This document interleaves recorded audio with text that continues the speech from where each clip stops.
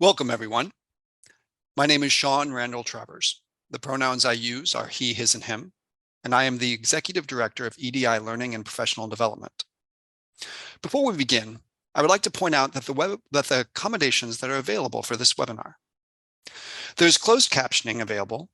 Just click on Captions in your menu and select Show Captions. We also have ASL interpreters on video today. If you follow the instructions on this slide to change your view setting to side by side, it should work well for you. There is also simultaneous translations in Spanish. Just choose Interpretation in the controls and select Español. Simultaneous interpretation is being provided to and from Spanish. Seleccione interpretación en los controles del webinar y seleccione Español. If you do not understand what I just said in Spanish, please use the interpretation feature.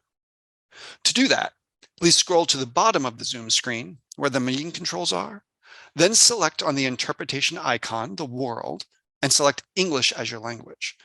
If you are joining through Zoom mobile app, the cell phone, a tablet, or other mobile device, please press the ellipse, those three little buttons, then interpretation, then choose your language. I would like to acknowledge the land that we are on. The UC San Diego community holds great respect for the land and the original people of the area where our campus is located. The university was built on the territory of the Kumeyaay Nation. Today, the Kumeyaay people continue to maintain their political sovereignty and cultural traditions as vital members of the San Diego community. We acknowledge their tremendous contributions to our region and thank them for their stewardship. Thank you for joining us today for the continuing events in the Tritons Belong series. If you'd like to learn more about the Tritons Belong series, the in-person workshops on dialoguing across differences, our online events, and other related resources, please visit our webpage at diversity.ucsd.edu/Tritons-belong, which we have also provided in the chat and at the QR code on the screen. It is now my honor to introduce UC San Diego's Chancellor. As UC San Diego's Chief Executive Officer, Chancellor Pradeep K. Khosla has positioned the institution to define the future of the public research university. He activated the institution's first ever strategic plan and completed an ambitious 10-year campaign for UC San Diego, a $2 billion endeavor that raised over $3 billion and has successfully transformed the university physically, intellectually, and culturally. These efforts have shaped UC San Diego into a university that is student-centered, research-driven, patient-dedicated, and service-oriented, and a preferred destination for students, faculty, researchers, patients, and the greater community. Under his leadership, UC San Diego has expanded college access and affordability for underserved students, initiated campus-wide interdisciplinary research initiatives to foster collaboration and solve societal challenges, and strengthened university and community partnerships to drive regional impact. Welcome, Chancellor Khosla. Thank you, Dr. Travers.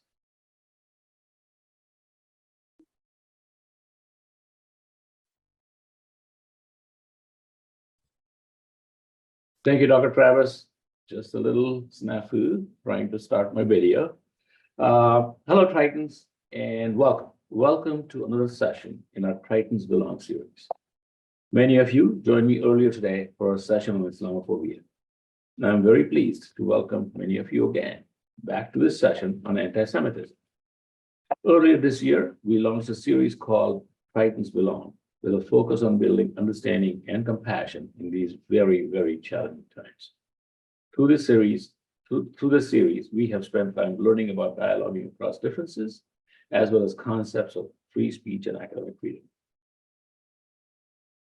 During the past 6 months, we've also seen a very disturbing rise in anti-Semitism on college campuses nationwide, and this is clearly unacceptable.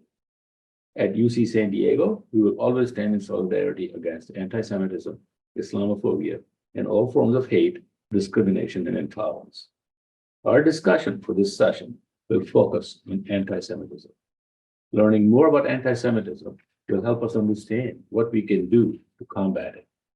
So I want to encourage you to approach this afternoon's subject, anti-Semitism, with a curious spirit around what you will learn about. And I challenge you to consider what anti-Semitism means to you, or what it means for you, what it means for those Tritons who identify as Jewish, and what it means for all of us on our campus. Together, we will learn how to avoid harmful assumptions and biases towards our Jewish community members. These discussions are fundamental to the connections we build with each other when practicing principles of community at UC San Diego. We must express our views and engage in conversations about issues of significant importance in a manner that honors the inherent dignity within each of us. And this means listening to one another with empathy, listening with tolerance, and listening with compassion. So, even when these diverse beliefs and opinions are deeply rooted, and such conversations can be uncomfortable, and because in doing so, we promote belonging for all of our members of the Triton community and deepen our understanding and compassion for one another. So I encourage you to continue your learning and your understanding of anti-Semitism through this series and within your communities, because every Triton, and I mean this, every Triton belongs at UC San Diego, and you all belong at UC San Diego. So in closing, I want to say a great thank you, a sincere thank you to our Vice Chancellor for Equity, Diversity, and Inclusion, Dr. Becky Pettit, for her leadership and for the leadership of her team and their commitment to making us an inclusive place. With that said, Dr. Pettit, on to you.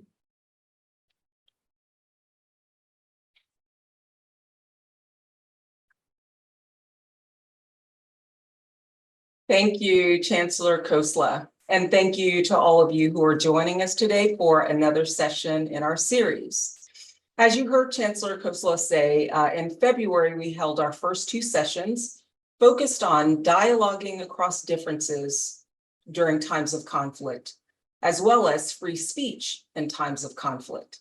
And earlier today, many of you might have joined us to learn about Islamophobia.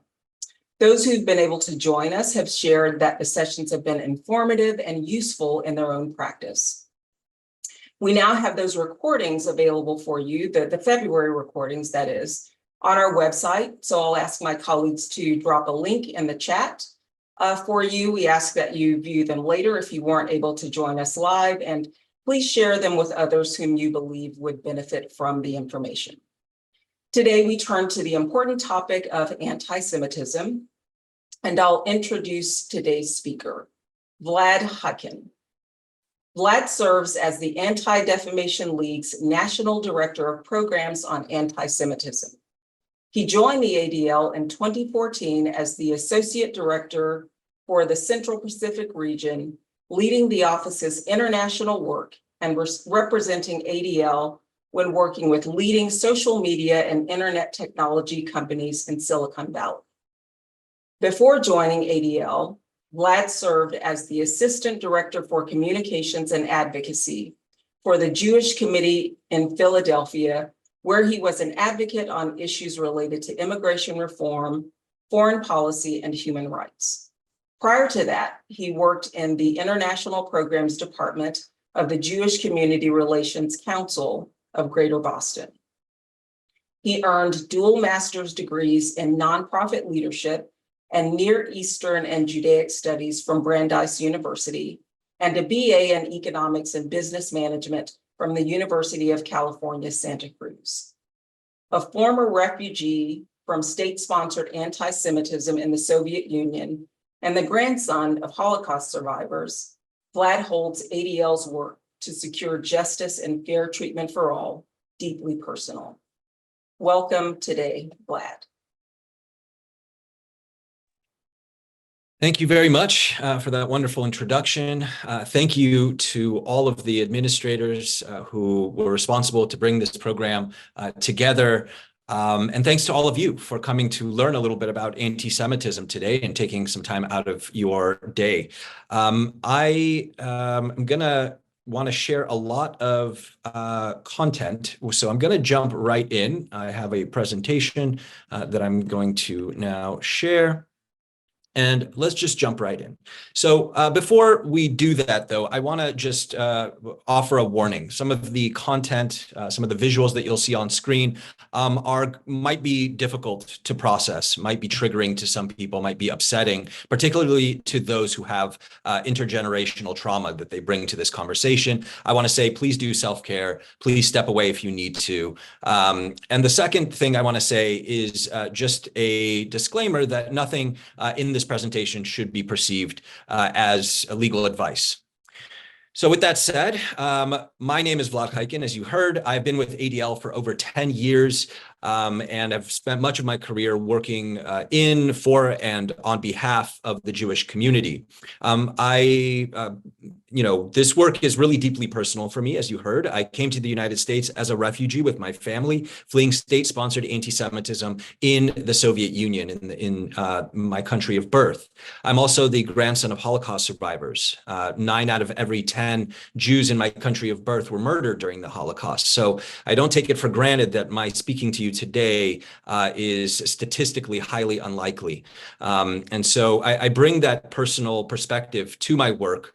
And I want to dedicate this presentation to all those who understand that all of our faiths in all of our communities are inextricably intertwined and who show up for one another in solidarity, because that's what it took to win the freedom of me and my family. It took an international solidarity movement, and I don't take that for granted. So I hope this presentation will inspire many of you to become allies, to stand up for others, the Jewish community, other minority communities that are under assault right now.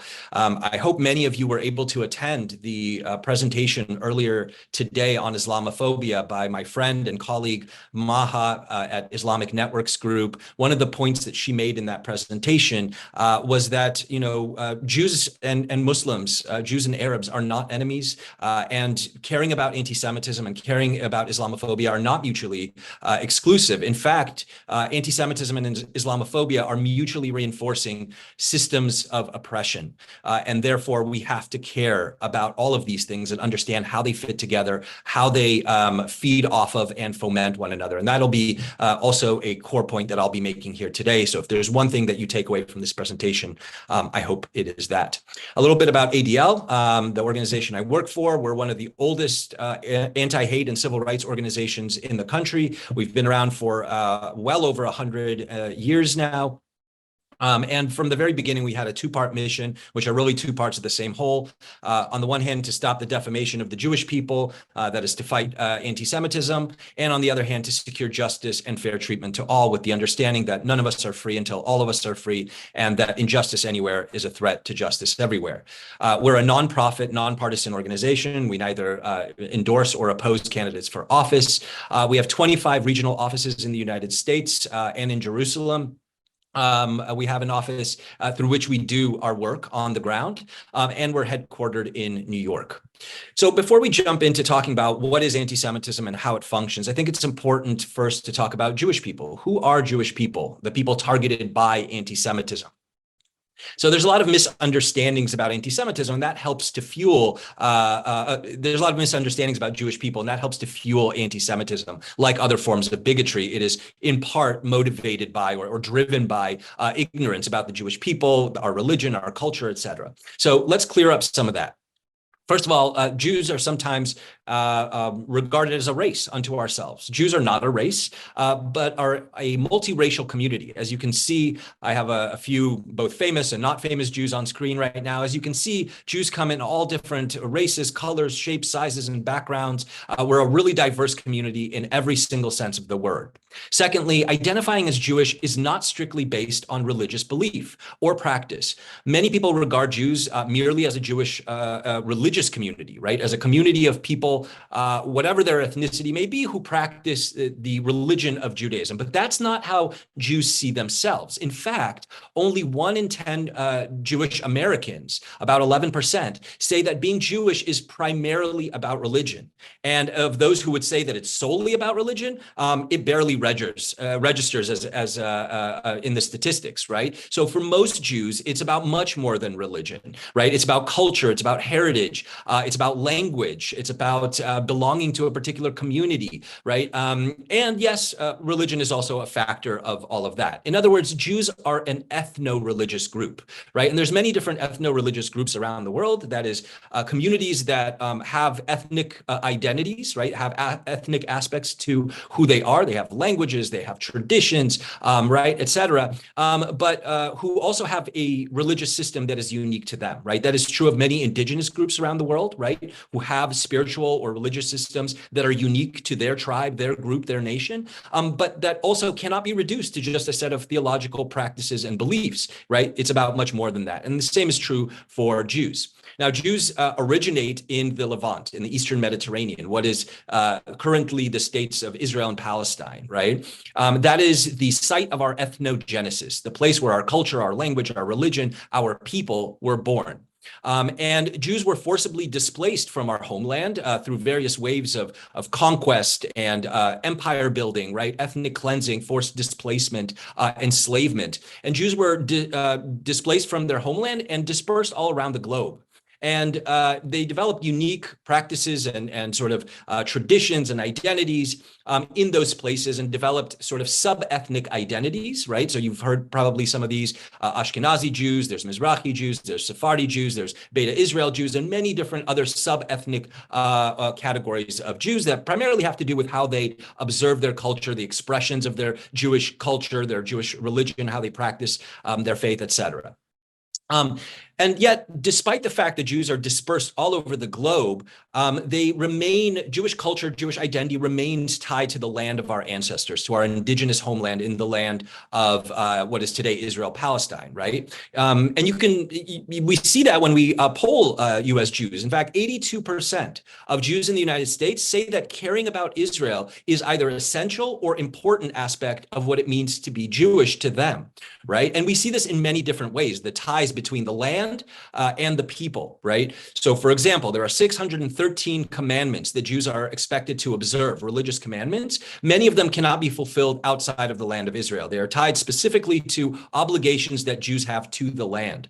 Right? 3 times a day, religious Jews face Jerusalem to pray, and the prayers that they recite have expressions of yearnings for the people to return to the land of their ancestors, supplications to God to rebuild Jerusalem and to restore the people to their indigenous homeland. Right?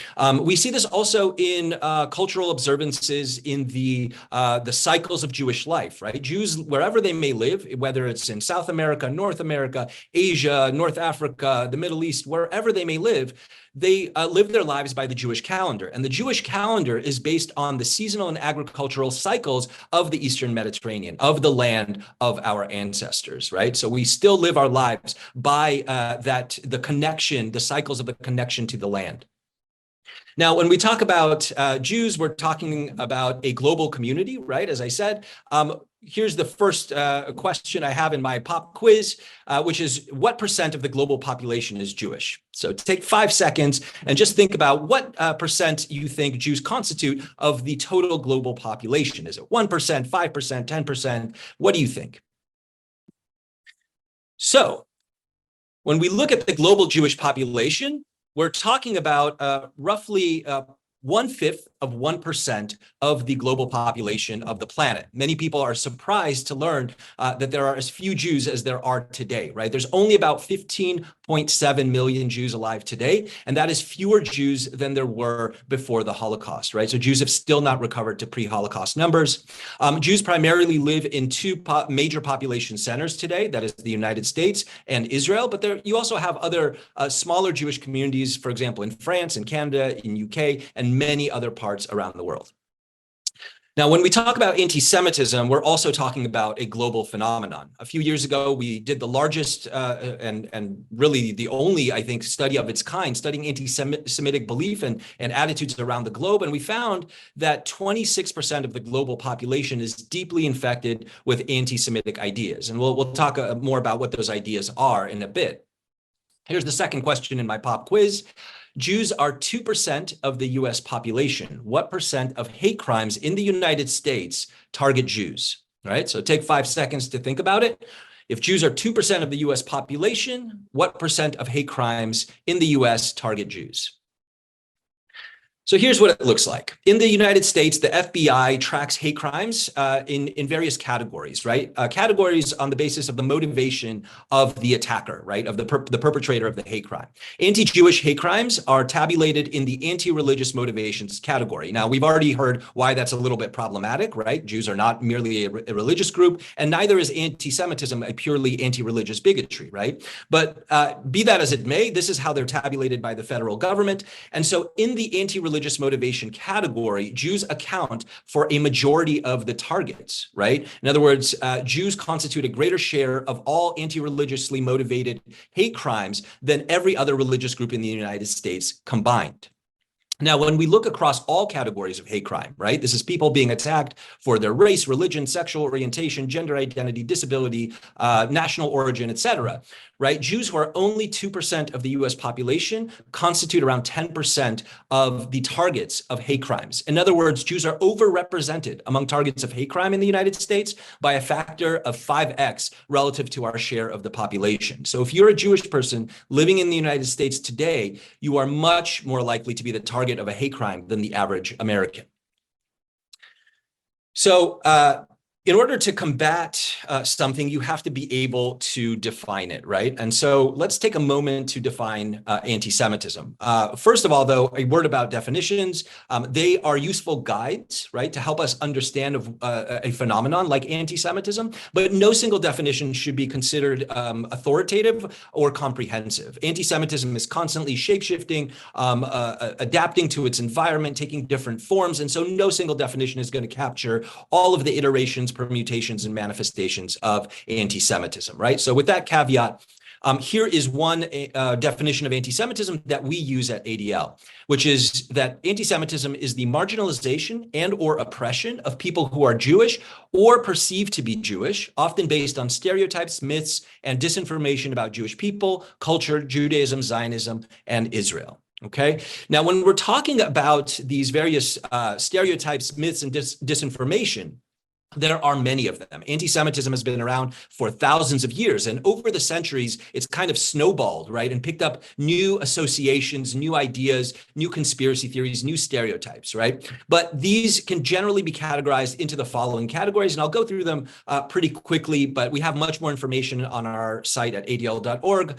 There will be a link that you can follow to learn much more about each of these tropes, their history, etc. So first is there's all kinds of notions about Jewish power and control and domination, right? Various conspiracy theories that say that Jews have this incredible power, that they're able to control the US government, global bodies like the United Nations, the global media, the banking system, financial institutions, Wall Street. We've even heard that Jews control the weather, right? So various ideas about Jewish power and control that allow for the scapegoating of Jews for various ills in our society and around the globe. Secondly is a bunch of ideas about Jewish disloyalty, notions that Jews cannot be trusted to be loyal citizens of the countries where they live, that they are maybe subversives, that they might be a fifth column, they live amongst us, but might want to do us harm. They're hostile to the national interests, right? They have, they're working on behalf of foreign interests, all of those kinds of ideas. Now, the next category has to do with Jews and money. This has been around for a very long time. Some trace it to medieval times when Jews were forced into professions like tax collecting and debt collecting, things that other people didn't want to do. And certain people, wanted to have a Jewish face on debt collectors and tax collectors to avoid the masses going after them. So there's a lot of ideas about Jewish greed and avarice, the notion that Jews are primarily motivated by profit, by material gain, etc. Also that Jews are inordinately wealthy, but that the wealth they have is ill-gotten. It's not honestly earned like other people, but rather it was attained through dishonest means or something like that. And also that Jews then use this wealth to promote evil, to bribe people, to undermine justice, etc. The next category has to do with an ancient trope that blames Jews for killing Jesus Christ. Now, for 2,000 years, Christianity has been the lens through which much of the world's population has tried to understand the world and issues of right and wrong, good and evil, justice and injustice. And within the Christian narrative, The Jews are the community to whom Jesus came first to minister, to bring the gospel, right? And Jesus, to the Christians, is the embodiment of God's presence on earth, right? And Jesus brought this wonderful, beautiful message of honesty and forthrightness and peace and purity and goodness, right? All of these wonderful things. And what did the Jews do? Not only did they reject Jesus's wonderful message, but also they then murdered Jesus Christ, the embodiment of God, right? What kind of a group would do such a thing? First of all, obviously a very evil group of people to reject such a wonderful, beautiful message, but also a very powerful group of people, right? Who can literally kill God himself, right? So over the centuries, there's a number of different kinds of conspiracy theories that develop that have to do with Jews as a powerful, malicious force in the world. The other category that I want to talk about that's a very large category is Holocaust denialism, misappropriation, abuse, inversion, etc. This can be hardcore Holocaust denialism that says that Jews invented the Holocaust. It's a hoax. They wanted to fleece Germany for reparations, or they wanted to gain world sympathy so that they could steal land from the Palestinians. Any number of conspiracy theories that deny the Holocaust. There's also softcore Holocaust denialism that says, well, yeah, some Jews were killed, but it was a few thousand, not millions, not 6 million Jews that were murdered, right? There's also inappropriate analogies that people draw. We saw this a lot at the height of the COVID pandemic, where people were comparing what happened to Jews under the Nazi regime to vaccine mandates, for example. And it might seem strange to put those into the same category, right? Hardcore Holocaust denialism and sort of inappropriate analogies, but they function in similar ways. Because if something that is little more than an inconvenience, a pinprick, a vaccine, right, can be reasonably compared to something like the Holocaust, then was the Holocaust really as horrific as the Holocaust actually was? Obviously not. So it has the effect of minimizing the Holocaust, right? So that's why we consider it a form of anti-Semitism. There's the broad category of anti-Zionism, and we'll talk much more about that a bit later, but anti-Zionism, the denial of the right to Jewish people for self-determination, for statehood, uses many of these anti-Semitic tropes in order to advance its political agenda.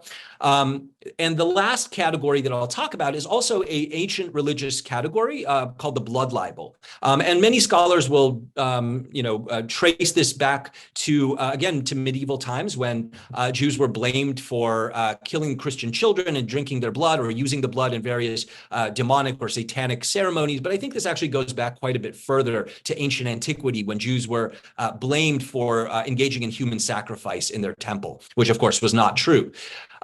Many of these myths have modern iterations today. So today people will say, well, yeah, Jews don't literally drink blood or use it in demonic ceremonies, but Jews are bloodthirsty, right? They're warmongers, that sort of thing. We hear this a lot in regard to Israel and Zionism. Right.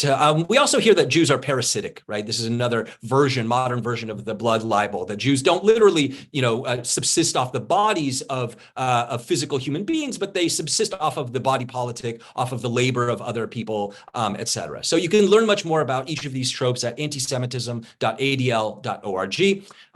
But with that, I will move on. Now, today, I just want to stress we're living through a period of historically high levels of anti-Semitism. As you can see, 2022 had the highest number of anti-Semitic incidents on record, and we've been tracking this since the 1970s, right?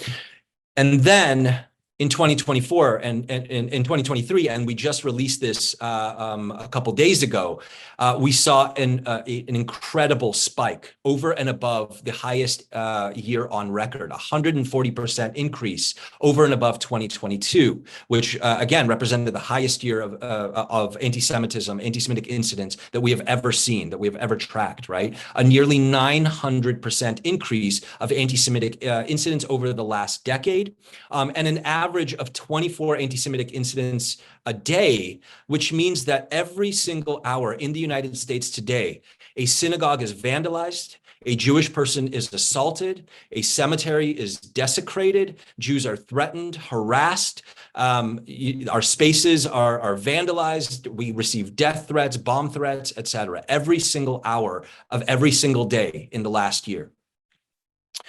Now, this is also happening in the San Diego area, right? And in San Diego area, there's been an even larger increase, a 200% increase of anti-Semitic incidents.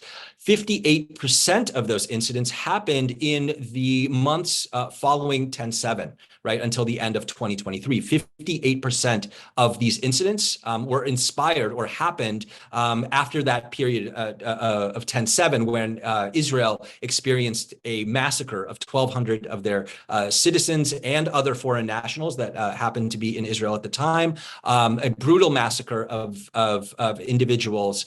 And as a result of that, and the subsequent response, the military response by Israel, we've seen a drastic spike in anti-Semitic incidents. This, in the San Diego area, this included an assault against a rabbi by an individual who was shouting anti-Israel rhetoric.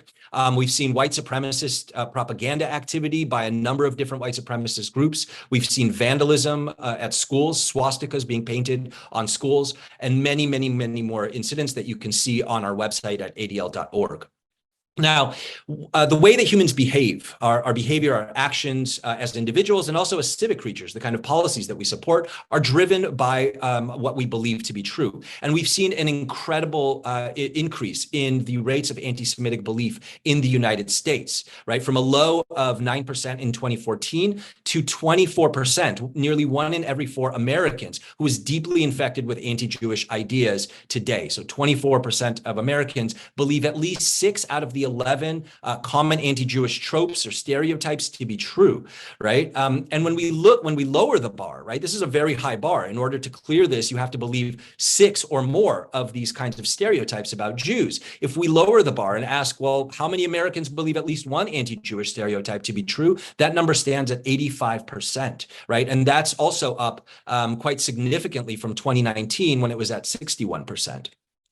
Now, when we look at how many Americans believe every single anti-Jewish idea that we poll on, right, that number is at 3%. And that might not seem like a lot of people, but I want to remind you that Jews are only 2% of the US population, right? And there's 3% of Americans who believe every single anti-Jewish stereotype to be true.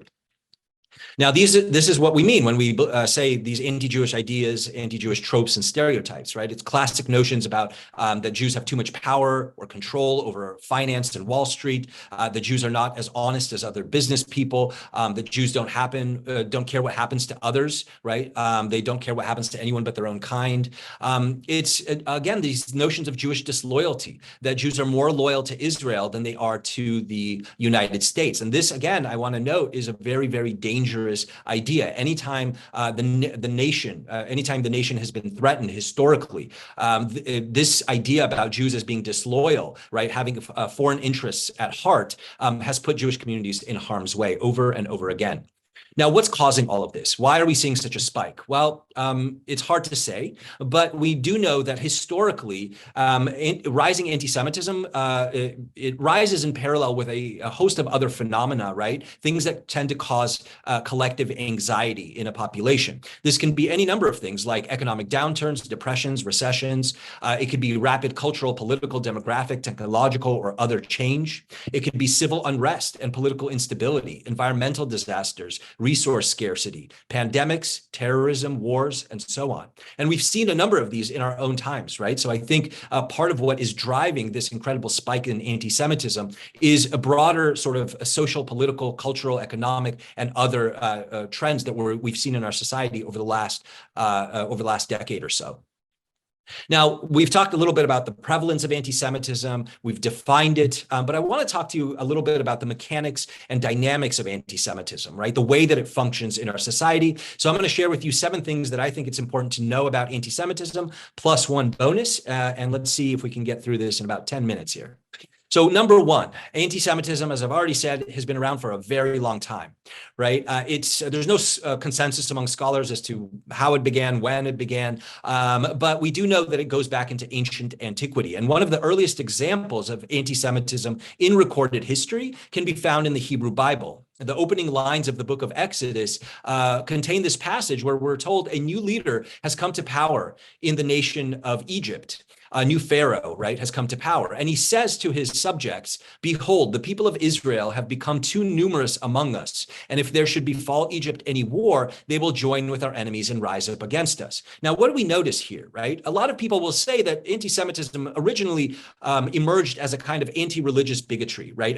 A kind of anti-Judaism. But here already thousands of years ago, we see that this is not a theological quarrel that Pharaoh has with the Jewish people. He's not saying we need to oppress the Jews because they worship different gods than us. They won't bring sacrifices to our Egyptian temples, right? They practice their religion differently. Nothing like that. What he's saying is the Jews are hostile to our national interests. They are a fifth column, right? They live amongst us. They might even look like us, but they don't really have our national interests at heart. And in fact, if Egypt should ever get into a war, they're going to join with our enemies. They're going to betray us and fight with our enemies against us and take our land away from us, right? So this is not only one of the oldest anti-Jewish stereotypes, it is among the most widespread around the globe today, right? So 41% of people around the globe say that Jews are inherently necessarily more loyal to Israel than they are to the countries where they live. And we've already seen that roughly 4 in 10 Americans believe this about the United States, that Jewish Americans are necessarily more loyal to Israel than they are to the interests of the United States. Number two, part of the reason that anti-Semitism has been able to endure as long as it has, part of the way it's been able to survive is by adapting to its environment. Like a biological organism, like a creature, right? Like animals that evolve and adapt to their environment in order to survive, so too does anti-Semitism constantly shapeshift and take on different forms in order to survive and endure and to appeal to people with different ideologies, different viewpoints, different religions, different politics, etc. I like to say that anti-Semitism always dresses for the occasion. It will look one way on the political left. It'll look a different way on the political right. In a Christian context, it will take on the narratives and symbols and stories and values of Christianity. In an Islamic context, it'll take on those values and religious notions and symbols, etc. Right? It's not one thing. It's constantly shape-shifting and adapting to the form that carries the greatest currency among the people that it's trying to seduce. And as a result of that, because it's constantly shape-shifting and taking different forms, it can often appear contradictory or even paradoxical. Some of the ideas that are mobilized against Jews to justify our oppression or violence against us can seem very strangely, opposite from one another. So, for example, Jews historically have been blamed for the failures, real or perceived, of capitalism, and on the other hand, for the failures, real or perceived, of socialism and communism. On the one hand, Jews are attacked for being too pacifistic, being unwilling to defend their nation, and on the other hand, for being too militaristic, for being warmongers, right, etc. And we hear this again about Israel a lot. Jews are blamed for being too nationalistic in some quarters, and in other quarters, they're blamed for being unpatriotic, rootless cosmopolitans with no allegiance to any nation whatsoever, right? In some quarters, Jews are assaulted as racists and ethnic supremacists, and in others, Jews are hated because they promote multiculturalism and race mixing, miscegenation, that they're a threat to purity, racial purity, religious purity, etc. Right? And in some quarters, Jews will be attacked and told to go back to Israel, Palestine, and in other quarters, they'll be told to get out of Israel, Palestine. Right? So again, it's not one thing; it's constantly adapting and taking different forms. Number three. Anti-Semitism isn't merely an anti-religious bigotry, as we've already seen. It is actually a racialized form of bigotry. In fact, the Jewish people were among the first people in the world to be racialized. In the 15th century, in the Iberian Peninsula, there emerged a concept during the Inquisition known as limpieza de sangre, which kind of can be translated to purity of blood, or to put it in somewhat more modern terms, in the terms used by Nazis, racial hygiene, right? Cleaning up the race to make it more pure. And so Jews were regarded within this framework as not only a religious other, right?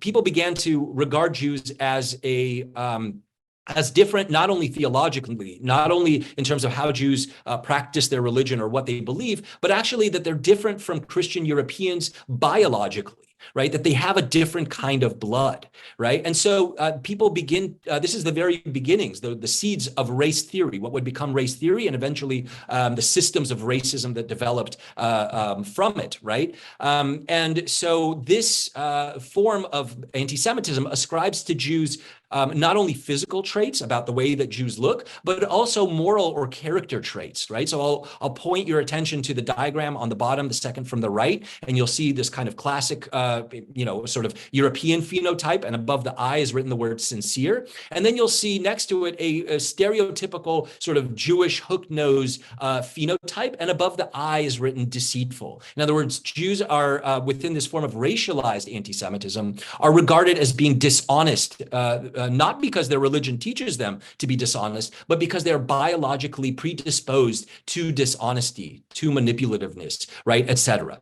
The other thing to understand about this form of racialized anti-Semitism is that it affords to Jews no possibility to escape their condition through conversion, because it's not about what you believe, it's not about the religion you practice, it's about your biology. Remember, the Nazis didn't go around asking Jews how they worshipped, how they practiced their religion. It didn't matter. If you had one Jewish grandparent, you were marked for murder.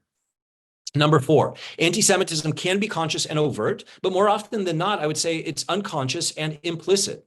Anti-Semitism, one of the other reasons it has been able to endure and survive as long as it has, is because it not only lives in the hearts and minds of human beings, it embeds itself into the systems, structures, and institutions of our civilization, right? It's part of the cultural norms, the social dynamics, part of the very fabric of our civilization. And so, we're kind of swimming in it, right? It's part of the air we breathe. And oftentimes we don't even recognize that we may have internalized some of these ideas, right? It's like a virus that hangs in the air. And at some point we might breathe it in without ever knowing it. And so it's not about intent, right? Many people will say, well, I didn't intend to be anti-Semitic. I don't intend, to be hateful towards Jewish people. And that may well be true, but it's important to center impact over intent, because irrespective of whether or not you intended to do harm, you may indeed have caused harm unwittingly. And so that needs to be centered, right? Number 5, anti-Semitism is often political, right? Oftentimes people will defend themselves by saying, well, I'm not being bigoted. These are just my political views. Well, bigotry oftentimes is expressed in political movements and in policy, et cetera, right? The movement to curtail women's bodily autonomy is a political movement. The anti-immigrant movement is a political movement. The Nazis were a political party. That doesn't mean that there isn't bigotry that is driving some of these movements or some of these ideas or policies, right? And so anti-Semitism, although it has no inherent political locus, it's not a left-wing issue, it's not a right-wing phenomenon, it finds fertile soil across the political spectrum and it is wielded as a political tool by the left, by the right, and everywhere in between, right? And often in pursuit of goals that have nothing to do with Jews. On the other hand, the fight against anti-Semitism should never be politicized. When somebody, we oftentimes hear in the public discourse, that people will say things like, well, the real problem with anti-Semitism is over there with those people across the aisle, with those politics, et cetera. And what we should hear when people say that is it's somebody else's problem, not mine, right? And we really can't afford that. We need people to really do the job of fighting anti-Semitism where they are best positioned to have an impact in their own religious communities, in their own political parties, right? In their own families, on their own campuses, et cetera, right? Do the work where you're best positioned to do it and have an impact, because anti-Semitism exists everywhere. Number 6, anti-Semitism is lethal, right? The way many people talk about anti-Semitism, you would think that the biggest problem with anti-Semitism is that it hurts Jewish feelings. The main question that you end up hearing people ask is it offensive? Does it hurt Jewish feelings? That's not what anti-Semitism is really about. Anti-Semitism causes tremendous harms to Jews and Jewish communities, psychological harms, economic harms. It leads to social isolation and ghettoization, discrimination, dispossession, disenfranchisement, right? Forced displacement, all kinds of interpersonal violence, and ultimately genocide. That's what this is about. And this has been true throughout history, from ancient antiquity right through the deadliest act of anti-Semitic mass violence in US history at the Pittsburgh Tree of Life Synagogue in 2018, right through 10/7, right? When 1,200 Jews and others were massacred in Israel by Hamas. Looks like number 7. Anti-Semitism is not really about Jews, though, right? And I know that might sound strange to hear, but anti-Semitism is a construct of the non-Jewish imagination, right? It's a problem of non-Jews. It's a malady of the non-Jewish collective. And the Jew of the anti-Semitic imagination is a caricature, right? It's a fantasy, a construct of the non-Jewish collective imagination that is often representative not of Jews as we actually exist, not of actually, living, breathing Jews, but rather representative of the collective fears, anxieties, misgivings, right? Prejudices, feelings of alienation, disenfranchisement, dislocation, disempowerment, etc., right? Of the non-Jewish collective that then get projected onto Jews who become the embodiments of what we feel is wrong in our society, right? And lastly, and this is my bonus, anti-Semitism should be understood not as something that narrowly harms Jews, but rather as a broadly corrosive phenomenon. Because when you study anti-Semitism historically, one thing you find over and over and over again is that it never shows up alone. It comes with an entourage. It comes with usually authoritarianism and the erosion of democratic norms and principles, the assault on democratic institutions and democratic governance. We also see the proliferation of a kind of anti-intellectualism that manifests as contempt for scholarship, for knowledge, for expertise, for science, right? And consequently, we also see the proliferation of conspiracy theories accompanying rising anti-Semitism, as well as the propagation of other forms of bigotry and xenophobia that anti-Semitism tends to foment in a society, right? And we've seen this happen in our own society over the last number of years. We've seen that incredible spike in anti-Semitism, but alongside that, we've seen the proliferation of other forms of ethnic hatred, racism, right? Bigotry against the LGBTQ community, against Muslims, against the Black community, right? And we've seen the proliferation of various conspiracy theories like QAnon conspiracy theories, COVID conspiracy theories. None of this is incidental. It's not by accident. This is part of the blueprint of how anti-Semitism tends to function. Now, anti-Semitism should be understood in context. It exists in a society, not in a vacuum, right? So we need to understand that it's part of a broader matrix of mutually reinforcing systems of oppression, including Islamophobia, including anti-Blackness, including anti-LGBTQ bigotry.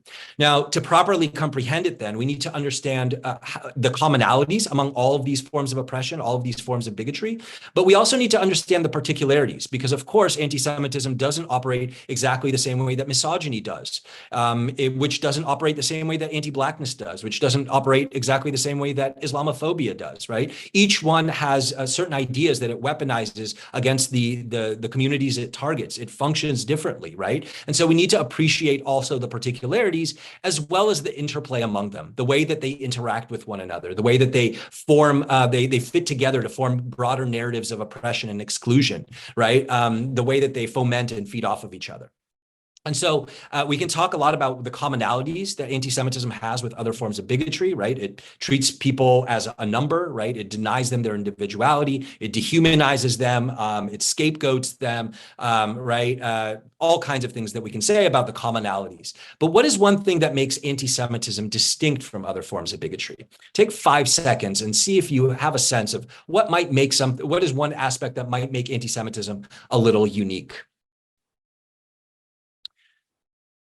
So I'm just glancing over the time. I know I have a little bit of time left, so I'm going to keep moving through and just note that the thing that makes anti-Semitism somewhat distinct from other forms of bigotry is that it's more than just a social prejudice. It's more than just an anti-religious bigotry. It's more even than just a form of racial animus. It is, of course, all of those, but in its modern and I would say most virulent and most dangerous form, anti-Semitism often manifests as a kind of conspiracy theory, right? Again, all of these notions about Jewish power, control, domination, exploitation, and so on, right? And in other words, what makes anti-Semitism distinct is that it alleges to punch up at its targets rather than punching down. Right? What do I mean by that? Well, if to understand any form of bigotry, you have to climb into the head of the bigot, right? And if you climb into the head of the anti-Black racist, if you climb into the head of a misogynist, what you will find is that they regard the targets of their bigotry as lesser than, as inferior to them. right? And anti-Semitism also has this aspect. It treats Jews as morally inferior, right? Jews are avaricious, they're dishonest, manipulative, right? All of these kinds of things. It might regard Jews as aesthetically inferior, right? Jews are not as beautiful as other, let's say European people with a European phenotype, et cetera. But anti-Semitism is distinct in that it not only treats Jews as subhuman in some ways, but also as superhuman, right? Again, endowed with all of this inordinate power to control the media, control, governments, the financial system, even the weather, right? And so as a result of this, it can lead to anti-Semitism being dismissed, overlooked, or deprioritized when people internalize the narrative that anti-Semitism tells the world about Jews, right? That we are rich, powerful, and privileged. And so therefore, how can such a group be oppressed, right? And so this is one of the built-in self-preservation mechanisms that anti-Semitism has. It convinces people that Jews are actually fine. They're not disadvantaged. They're not disprivileged. They're actually very powerful and rich. And if anything, they're the ones doing the oppressing, right? Now, the other thing that's dangerous about anti-Semitism and other forms of conspiracy theory is that people who embrace conspiracy theories to explain their problems lose the ability to rationally solve them. If you think that the reason the economy is not doing well is because there's some invisible secret cabal of Jews secretly pulling the strings of the economy, you will never be able to run a modern economy. If you think that the way our policies are created is by some powerful, Jewish conspiracy who has taken control of our government and is pushing these policies, you will never be able to effectively organize for political change. It undermines our ability to rationally solve our problems through misdiagnosis. In order to have an effective remedy, you have to have an accurate diagnosis. Anti-Semitism functions as a misdiagnosis of political, cultural, economic, and other problems, and in so doing, distracts us from root causes, right, and undermines our ability to effectively solve these problems. The other thing it does, of course, is it incites political violence as people become desperate to sort of wrest control over their society back from this conspiracy. Now, the other thing I want to say is that anti-Semitism also oftentimes takes the form or co-opts the images, the language, the narratives of social justice. And that's true across the political spectrum. Many people say that about the left, but actually anti-Semitism on the right does exactly the same thing. Here I have publications from 3 far-right fascist anti-Semites in US history. And look at the names of these publications: Social Justice, right? Liberation, The Defender, right?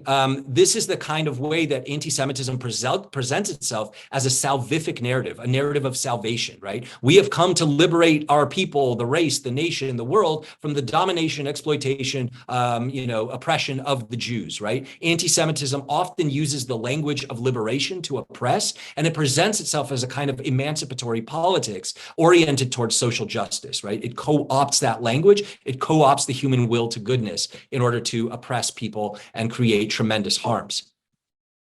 And so as a result of this, we oftentimes see very strange bedfellows, right? Because ideas are fungible, they cross-pollinate. Ideas don't stay quarantined on the political left or the political right. These ideas cross-pollinate, and that's certainly true of anti-Semitism, right? And so as a result of this, as a result of the fact that anti-Semitism functions through this kind of co-option of social justice and liberatory language across the political spectrum, sometimes you get progressive people stepping into really problematic fascist ideas. Here's one example of that. John Cusack, the actor, is a longtime progressive activist. Here he is quoting a literal neo-Nazi. The quote is attributed to Voltaire, but actually this quote comes directly from a far-right white supremacist neo-Nazi, right? And here's a progressive activist quoting them. So we have to be really careful as people oriented towards social change, oriented towards social justice, to ensure that we are not being seduced by these narratives of anti-Semitism.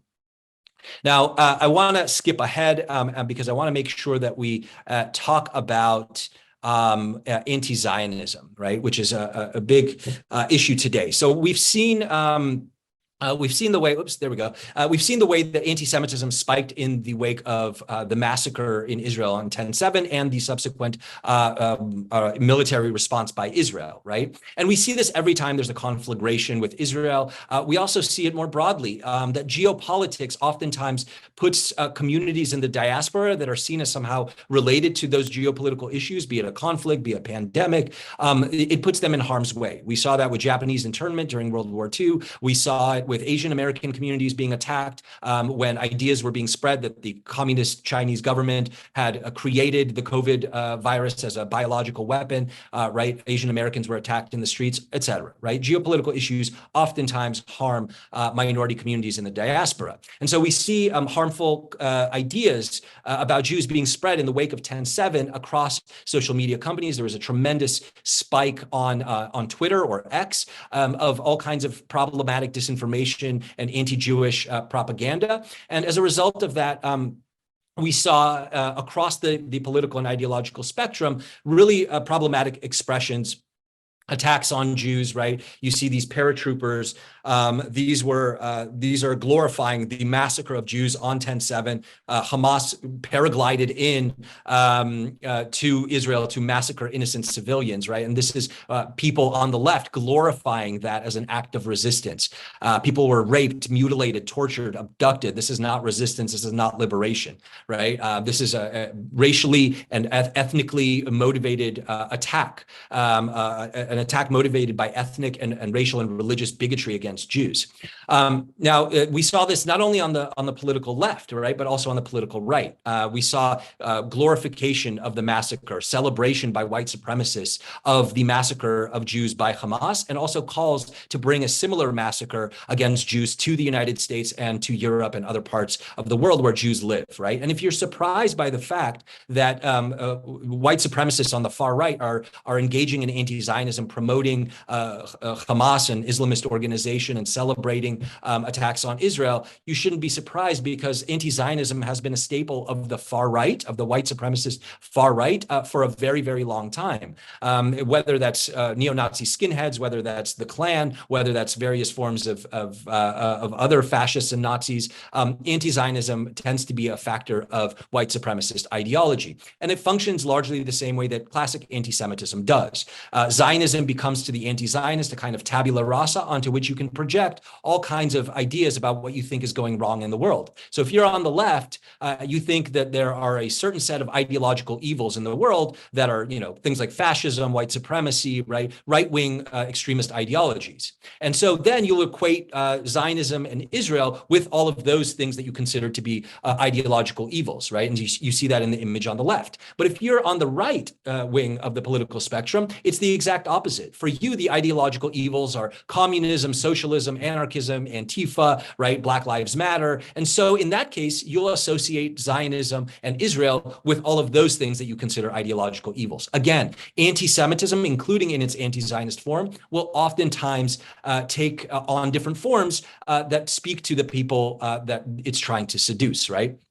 And so on the political right, as I said, it's been a feature of white supremacy for a really long time. The Turner Diaries are a kind of unofficial Bible of the racist far right, and it concludes with a genocidal fantasy about dropping a nuclear bomb on Israel. So in my final moments, I just want to help us understand that, of course, criticism of the state of Israel, its politicians, its policies, is not anti-Semitic, right? It's a nation state like any other. It deserves to be scrutinized. It deserves critique where it's deserved. But there are ways in which people express their criticism in ways that are really problematic. One thing that I will just note is the IRA definition, which helps us unpack and understand the ways in which anti-Semitism can show up as anti-Israel or anti-Zionist rhetoric. So you can find that on the State Department website.